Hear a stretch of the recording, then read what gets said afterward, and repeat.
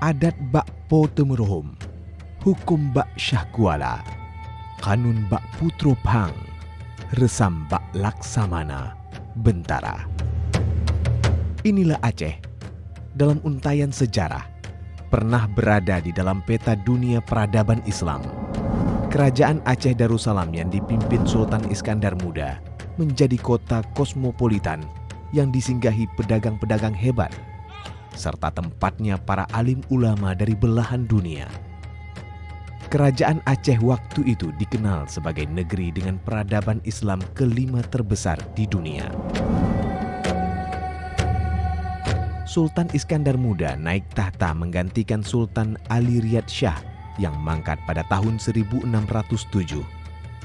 Sejak itulah, Sultan Iskandar Muda memimpin Kesultanan Aceh Darussalam.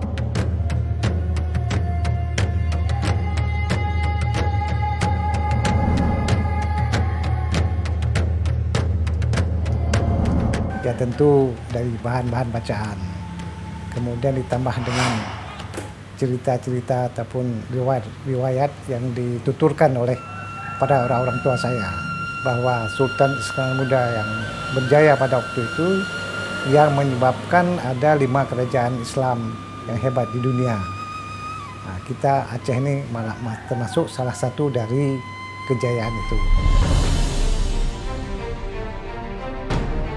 Kepemimpinan Sultan Iskandar Muda ditulis oleh beberapa penulis terkenal. Syekh Nuruddin Ar-Raniri dengan kitab Bustanus Salatin. Bahkan Denis Lombard, warga negara Prancis, juga menulis buku dengan judul Kerajaan Aceh. Serta beberapa penulis lainnya yang menulis tentang kehebatan Sultan Iskandar Muda kala itu. Kitab ini ditulis pada tahun 1638. Berarti 1 tahun setelah Nuruddin Ar-Raniri menetap di Aceh, beliau menulis karya yang sangat luar biasa ini, sangat best ya di dunia filologi, di dunia sejarah. Ini adalah merujuk kepada Bustan Ar-Salatin. Diambil juga referensi-referensi dari manuskrip berdasarkan hasil dari kajian dan penelitian. Ya, buku-buku yang lain mungkin yang telah ditulis oleh para profesor seperti Profesor Amirul Hadi, kemudian ada Haji Zainuddin dalam Tarik Aceh, kemudian juga dalam Tarik Aceh itu Haji Zainuddin menulis buku Singa Aceh. Singa Aceh adalah biografi dari perjalanan Sultan Iskandar Muda, termasuk Putri Pahang Kamaliah di situ. Kisah Sultan Iskandar Muda mulai terekam sejarah saat tentara laut dan darat kerajaan berhasil menaklukkan kerajaan di Semenanjung Melayu. Penaklukan ini dilakukan untuk membebaskan Pahang dari cengkraman pengaruh kolonialisme Portugis. Sesudah Pahang bebas, tak kurang dari 10.000 rakyat Pahang ikut para pejuang Aceh. Begitu juga Putri Kamaliah yang kemudian dikenal dengan sebutan Putro Phang, juga ikut serta dibawa ke Aceh. Versi lain mengatakan bahwa Iskandar Muda, Raja Abdullah cerai, menikah dengan Iskandar Muda. Sultan Abdullah dinikahkan dengan adiknya Iskandar Muda. Kita lihat tadi motivasi Sultan Abdullah dan permaisurinya, Putri Kamaliah ini berangkat ke Aceh, kemudian bertemu Iskandar Muda, berdiskusi, kemudian ini versi Yun Syamil ya. Kemudian rela hati dua-dua pihak bercerai, lalu dengan misi untuk melawan Portugis yang akan berusaha menjajah kerajaan-kerajaan di sekitar Selat Malaka. Perkiraan tahun 1618, Sultan Iskandar Muda menikahi Putro Phang.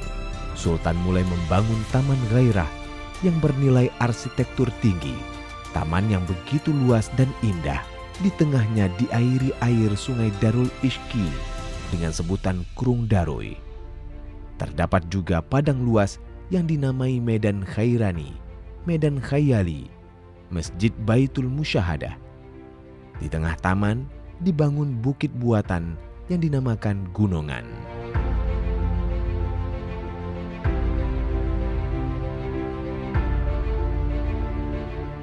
Sultan Iskandar Muda yang sangat menguasai ilmu Al-Quran. Beliau juga berusaha mewujudkan ilmu-ilmu Al-Quran ke dalam ilmu yang ada di dalam kerajaannya. Nah, jadi sentuhan arsitek dari seorang Iskandar Muda adalah sentuhan yang sangat syar'i, saya pikir, ya, sesuai dengan tuntunan Rasulullah SAW.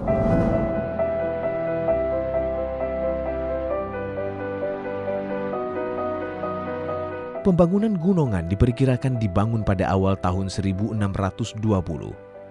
Bangunan berbentuk persegi ini menyerupai bunga dan bertingkat-tingkat dengan tingkat utama berbentuk mahkota. Gunungan ini sebagai wujud cinta Sang Sultan Iskandar Muda terhadap Putra Phang. Disarikan dari berbagai sumber literatur sejarah, tahun didirikannya Gunungan ini masih penuh perdebatan, tapi ada beberapa literatur yang bisa kita rujuk seperti buku Kitab Bustanus Salatin karangan Nuruddin Ar-Raniri yang ditulis pada pertengahan abad ke-17 pada masa pemerintahan Sultan Iskandar Sani. Dijelaskan pembangunan Taman Gairah.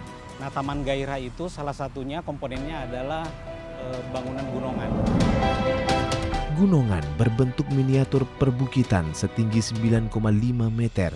Seperti kelopak bunga berwarna putih ini, terdapat satu pintu menuju ke atas tingkatan yang di tengahnya terletak sebuah tiang batu berbentuk mutiara mahkota. Di Gunungan inilah sang permaisuri dikisahkan banyak menghabiskan waktunya. Selain sebagai tempat bermain dan pemandian khusus, Gunungan ini juga dijadikan permaisuri sebagai tempat melepaskan kerinduan terhadap kampung halamannya. Di sekitar lokasi Gunungan terdapat sebuah peterana batu berbentuk bulat dan berlubang sebagai peninggalan jejak tempat keramasnya permaisuri dengan air bunga. Nah, di dalam literatur Kitab Bustanus Salatin itu sendiri, kitab Taman Para Raja-Raja, sebenarnya diceritakan bahwa Gunungan yang kita lihat sekarang ini sebenarnya ada beberapa bagian yang mungkin karena seiring dengan lintasan sejarah, kemudian ada peristiwa sejarah ya sebelumnya. Misalnya diceritakan bahwa di puncak Gunungan itu sebenarnya dilengkapi dengan kelopak bunga yang terbuat dari swasa. Itu diceritakan jelas. Swasa itu ya campuran emas dan tembaga.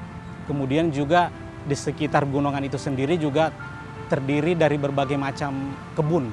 Ada tanaman, kemudian juga bahkan ada balai-balai diceritakan. Namun yang bisa kita lihat sekarang ini seperti yang tersisa untuk saat ini ya Gunungan, kandang, peterana batu berukir, pintu kop, kemudian ada Krung Daroy atau Darul Iski, kemudian juga ada beberapa nisan yang di dalam kandang itu sudah tidak ada dalam kandang tapi udah kita relokasi di tempat lain.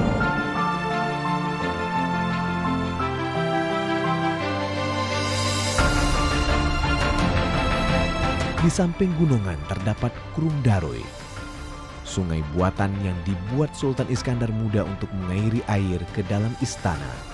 Air yang sangat sejuk mengalir langsung dari sumber mata air Gunung Matai. Biasanya, Putra Phang lepas bermain di Gunungan sering mandi di Krung Daroy ini bersama dengan dayang-dayang.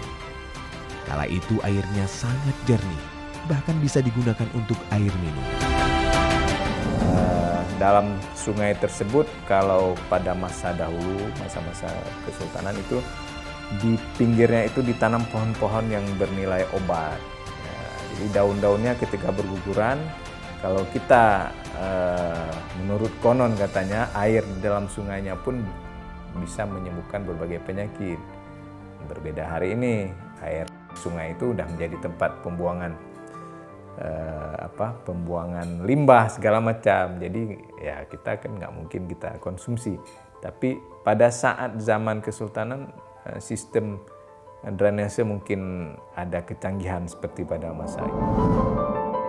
Di dalam Taman Gunungan terdapat bunga-bunga dan buah-buahan beraneka rupa yang terbentang di sebelah selatan bangunan istana, dikelilingi tembok batu yang dikapur. Pembangunan Gunungan ini adalah bentuk cinta untuk permaisurinya. Perlakuan Sultan Iskandar Muda terhadap perempuan sangat baik, khususnya kepada Putra Pahang.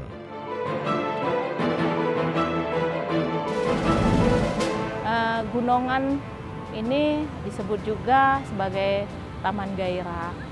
Taman Gairah itu maksudnya seperti apa? Itu kan bukan kita tidak bicara dalam konteks misalnya romansa ya, tetapi justru bagaimana seorang sultan ya menghargai perempuan dengan memberikan sesuatu yang artinya bisa menghibur dirinya.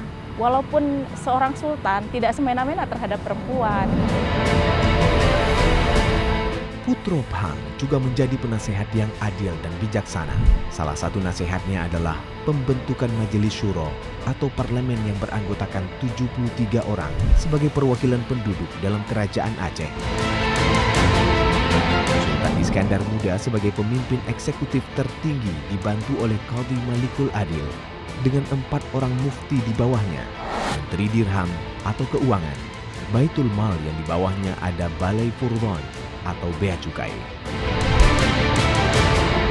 Balai Sari dan Balai Gading masih merupakan rumpun lembaga eksekutif, sedangkan Balai Majelis Mahkamah Rakyat masuk dalam rumpun lembaga legislatif.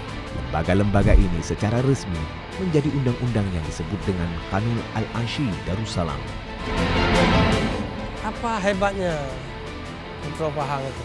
Hebatnya itu yang terkenal adalah pada mengatur kanun itu. Protokol-protokol, pranata sosial, ada istiadat ya.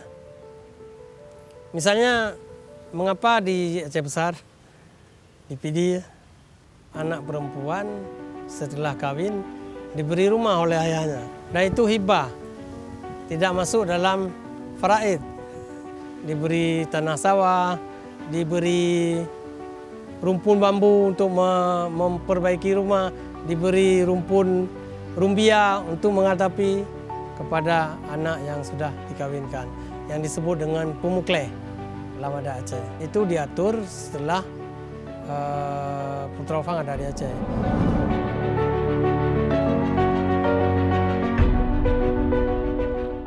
Pernikahan Putra Pahang dengan Sultan Iskandar Muda tidak dikaruniai anak. Sementara 4 orang anak Sultan Iskandar Muda merupakan keturunan dari pernikahan pertamanya dengan Putri Sani, melahirkan 1 orang putra dan 1 putri bernama Merah Pupuk dan Safiatuddin. Sedangkan dari pernikahan kedua dengan Syarifah Putro Meligo Al-Habsyi dikaruniai 1 orang putra bernama Tuanku Maharaja Imung Itam atau Tengku Bate di Timor. Sultan Iskandar Muda itu ada mempunyai 4 orang istri, ada yang ibu dari Ratu Safiatuddin, ada dari Pecut. Ya. Salah satu anak istri yang pertama adalah Panglima Polim pertama. Nah, inilah yang leluhur saya langsung. Jadi dari Iskandar Muda ke itu Panglima pertama, terus sampai ke saya ini adalah sampai ke Panglima Polim ke-9. Selanjutnya Sultan Iskandar Muda kembali menikah dengan Siti Ungu Putri Inai binti Sultan Mungkuta Alam Air Merah Raja Pinang Awan. Dari permaisuri keempat melahirkan 1 orang putra bernama Sultan Abdul Jalil Shah atau Sultan Asahan I, cikal bakal keturunan Sultan Asahan Sumatera Utara. Di belakang ini adalah replika dari makam Sultan Iskandar Muda. Ini dibangun replika ini tahun 1968. Jadi akhirnya kuburan ini puing-puingnya ada di bawah gedung keuangan itu.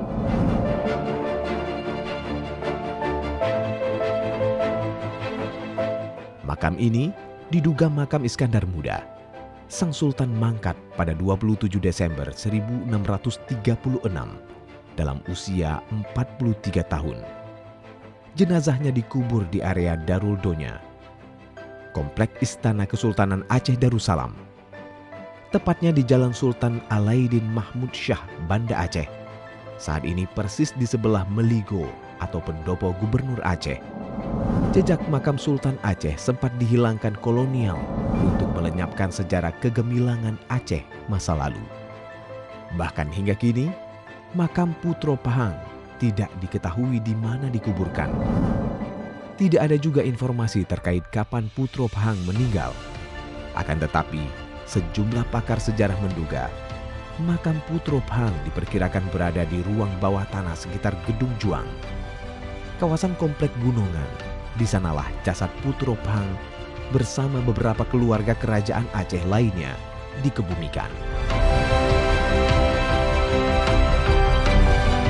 Sebelah Gunungan terdapat kandang makam Sultan Iskandar Tsani, pengganti Sultan Iskandar Muda dalam memerintah kerajaan Aceh Darussalam.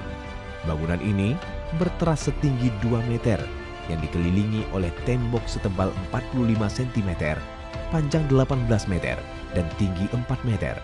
Kandang dihiasi oleh ornamen-ornamen berbentuk pola belah ketupat dan segitiga, mega berarak, dan bunga.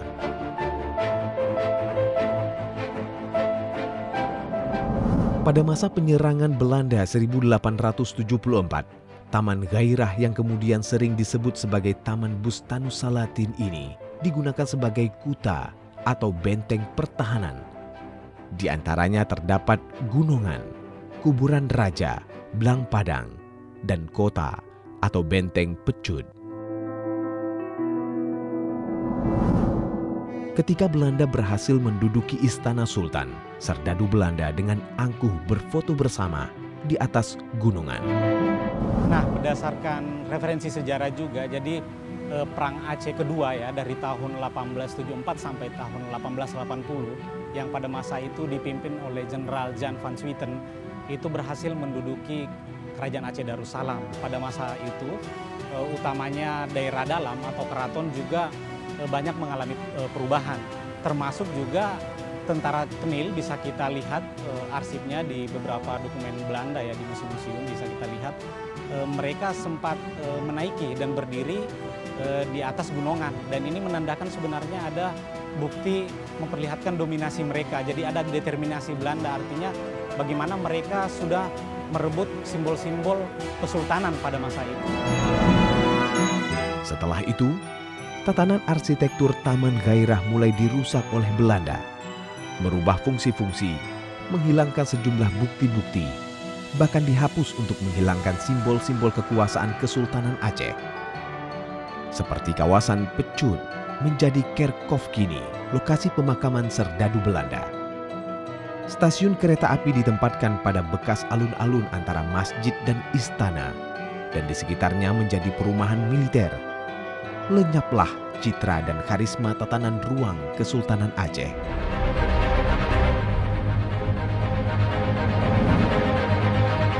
Kemudian dilanjutkan dengan eskapasi arkeologi di areal gunungan. Ditemukan satu keranda yang dilapisi dengan kelopak-kelopak bunga yang terbuat dari emas dan kini diletakkan di museum. Diperkirakan ornamen yang ditempelkan pada keranda Sultan Iskandar Tsani. Pelestarian yang pernah dilaksanakan di Komplek Taman Sari Gunungan ini di tahun 1976 pada masa itu ada proyek kepurbakalaan yang disebut dengan eskavasi arkeologi yang dipimpin oleh Hasan Muarif Ambari. Itu dilakukan eskavasi di dalam komplek kandang. Jadi komplek kandang, komplek pemakaman, dan ditemukan ada satu keranda yang dilapisi oleh kertas emas, dan itu temuan menarik. Dan temuan kertas emas itu sekarang berada di Museum Aceh dan sebagian juga berada di Museum Nasional Jakarta. Pada tahun 1999, Menteri Pendidikan dan Kebudayaan Republik Indonesia menetapkan situs ini sebagai salah satu cagar budaya yang harus dilindungi. Nilai sejarah dari kisah Sultan Iskandar Muda dengan Putro Pahang menjadi pendidikan penting bagi generasi sekarang dan akan datang. Walau tempat ini telah menjadi destinasi wisata, akan tetapi tetap memberikan pesonanya. Terpancar dari nilai-nilai perjalanan sejarah yang masih berdiri megah. Tak salah jika ke Banda Aceh singgah di tempat ini.